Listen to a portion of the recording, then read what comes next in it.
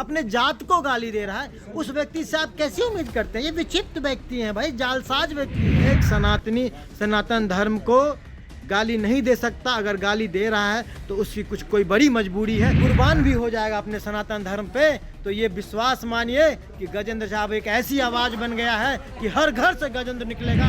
ये पूरे हिंदुस्तान में हिंदुओं को छत विछत खंडित कर देना चाहते हैं। ऐसा कोई वजूद नहीं, सिद्धांत विहीन, विचार विहीन। गजेंद्र झा हमारे साथ हैं। मांझी जी ने साफ तौर पर कहा है कि ब्राह्मणों के खिलाफ नहीं हूँ, लेकिन ब्राह्मणवाद के खिलाफ हूँ।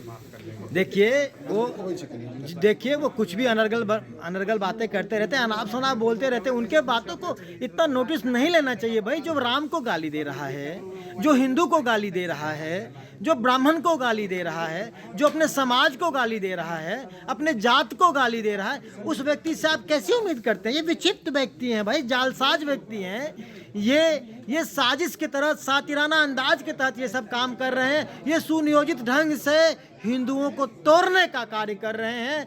ये पूरे हिंदुस्तान में हिंदुओं को छत विछत खंडित कर देना चाहते हैं। ऐसे लोगों के बातों को नोटिस नहीं लेना चाहिए। इनका कोई वजूद नहीं, सिद्धांत विहीन, विचार विहीन व्यक्ति हैं। विचार विहीन आप कह रहे हैं, नोटिस लेने की बात नहीं कर रहे, लेकिन गाज आपके ऊपर गिरी है, आपको पार्टी से निष्कासित किया है। अरे कोई बात नहीं, जब ये तो सनातन काल से रहा है। जब कोई क्रांतिकारी हुआ है, जब सनातन धर्म का झंडा उठाया है, तो शहीद तो लोग होते रहे, कुर्बानियां तो होती रही हैं। एक गजेंद्र झा अगर कुर्बान भी हो जाएगा अपने सनातन धर्म पे, तो ये विश्वास मानिए कि गजेंद्र साहब एक ऐसी आवाज बन गया है कि हर घर से गजेंद्र निकलेगा, हर घर से परशुराम निकलेगा, और हर घर से सनातन पे विरोध करने वालों के लिए हर घर से परशुराम का फरसा भी निकलेगा। माफी मांगी है मांझी जी ने, उसके बाद कोई माफी नहीं मांगी। ये ड्रामा किया है, ये नौटंकी है। माफी सनातन धर्म में, माफी का मतलब समर्पण शर्तों के साथ सनातन धर्म में नहीं होता। समर्पण बिना शर्त के होता है। अगर बिना किसी शर्त के ऐसा वैसा कैसा कब कहाँ अगर मगर नहीं, कुछ नहीं, सीधा कह दें कि हाँ मुझसे गलती हुई, मैं माफ़ी मांगता हूँ, मैं आपसे वादा करता हूँ मांझी जी कि मैं बिना शर्त आपसे आके गले लगाऊंगा। और मैं आह्वान करता हूँ कि अगर आप किसी सातिर योजना के तहत, किसी जालसाजी के तहत, किसी साजिश के तहत अगर आप हिंदुओं को तोड़ने का कार्य नहीं कर रहे हैं, तो अपने अभिमान को त्याग दीजिए, माफ़ी बिना शर्त मांग लीजिए। आइए, मैं भी आता हूँ, आप भी आइए, दोनों मिलकर देश को मजबूत करेंगे। हिंदू को खंडित होने से बचाइए मांझी जी, कम से कम इतना तो कीजिए इस देश के हिंदुओं के लिए। कौन साजिश करवा रहा है मांझी जी से?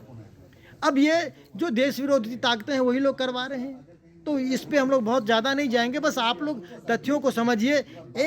एक व्यक्ति जो मुख्यमंत्री जैसे मर्यादित पद पे रहा है और वह व्यक्ति बार बार अनल बोल रहा है, तो कुछ तो कारण है, कुछ तो मजबूरियां हैं उनकी जो अपनी बात से हट नहीं पा रहे हैं। बात आप कर रहे हैं, देश विरोधी का नाम जब भी आता है आईएसआईएस से उसकी तार जुड़ते हैं। देखिए अब ये सब इंटरप्रीट करना, ये सब चीज़ों को तोड़ना ममोड़ना, ये सब आपका काम है। मैं तो सीधी सी बात जानता हूँ कि एक सनातनी सनातन धर्म को गाली नहीं दे सकता, अगर गाली दे रहा है तो उसकी कुछ कोई बड़ी मजबूरी है।